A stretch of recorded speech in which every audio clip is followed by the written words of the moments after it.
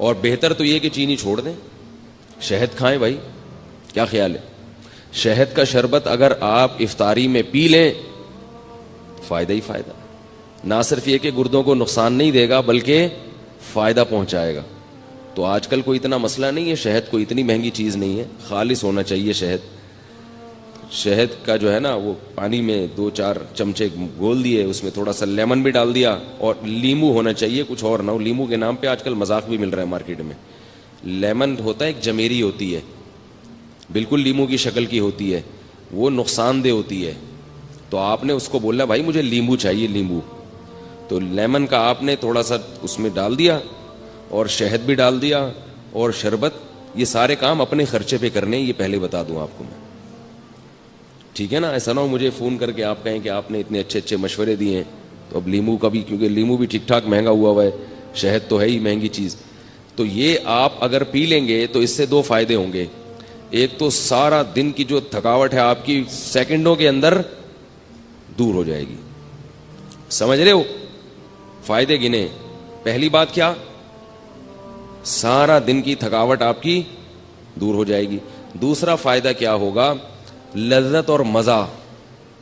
شہد اور لیمن کا شربت ملا کے پیئے, مزہ نہ آئے پیسے واپس, بڑا مزہ آئے گا پینے میں. تیسرا فائدہ, آپ کے جسم کا کولیسٹرول بولے نا پگھلے گا, ہینڈسم اسمارٹ ہو جائیں گے, باریک ہونا شروع ہو جائیں گے. نتھر, یہ جو جتنے بھی آپ کے جسم میں فاضل اور فضول چیزیں جو صبح سحری میں کھا کے پیدا ہوئی تھیں, وہ کیا ہو جائیں گی؟ ختم ہو جائیں گی. نتھرنا شروع ہو جائے گا جسم, توند کم ہونا شروع ہو جائے گی آپ کی. سمجھ رہے ہو نہیں سمجھ رہے بھائی؟ اور چوتھا فائدہ کیا ہوگا کہ شہد میں اللہ نے روحانی برکتیں بھی رکھی ہیں. قرآن میں اللہ نے کہا نا فیہ شفاء للناس, تو اللہ نے تعریف کی ہے. تو جس کی چیز اللہ تعریف کرے ظاہر ہے اس میں جسمانی برکتیں بھی ہیں اور روحانی برکتیں بھی ہیں. تو یہ 4 چیزیں, اور پھر آہستہ آہستہ چینی سے جان چھوٹ جائے گی. یہ 5واں فائدہ ہوگا, شہد کی عادت پڑ جائے گی آپ کو کچھ دنوں میں. تو یہ تھوڑے بہت کام کیا کریں. اور اللہ کا واسطہ یہ جو بازار سے جتنے قسم کے مشروبات آ رہے ہیں, جتنے قسم کے, چاہے وہ بہت اچھی کمپنیوں کے ہوں یا 2 نمبر لوکل کمپنیوں کے ہوں, سب ایک جیسے ہیں, سب نقصان دہ ہیں. جتنے مشروبات کوئی فری میں بھی دے رہا ہو نا, اگر فری میں بھی, تو نہ لیں اس کو. سمجھ گئے کہ یہاں تک؟ البتہ ہمدرد والوں کا جو روح افزا ہے اس کے بارے میں ماہرین کی 2 رائے ہیں. بعض کہتے ہیں وہ بھی کچھ ایسنس ہیں وغیرہ, اور بعض کہتے ہیں نہیں وہ خالص عرقیات کا مجموعہ ہے. تو مجھے اس کی تحقیق, کتنی اہم باتیں ان کو فری پھوکڑ میں بتا رہے ہیں اور یہ قدر نہیں کر رہے بھائی.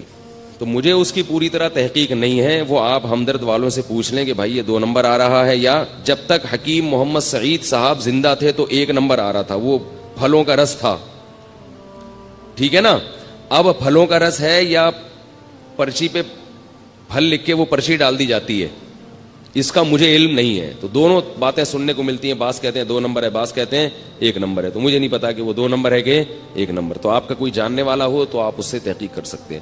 باقی جتنے بھی مشروبات آ رہے ہیں باہر سے, سارے بیڑا غرق کر رہے ہیں. کیونکہ جب آپ خالی پیٹ وہ پیتے ہو, ان میں کیمیکلز ہوتے ہیں. وہ کیمیکلز آپ کے گردوں کو فوری طور پر متاثر کرتے ہیں. گردوں کے اتنی بیماریاں, پہلے زمانے میں لاکھوں میں کوئی 1 گردوں کا مریض ملتا تھا. تو اپنے آپ کو ڈائلیسس پہ کیوں لانا چاہ رہے ہو بھائی؟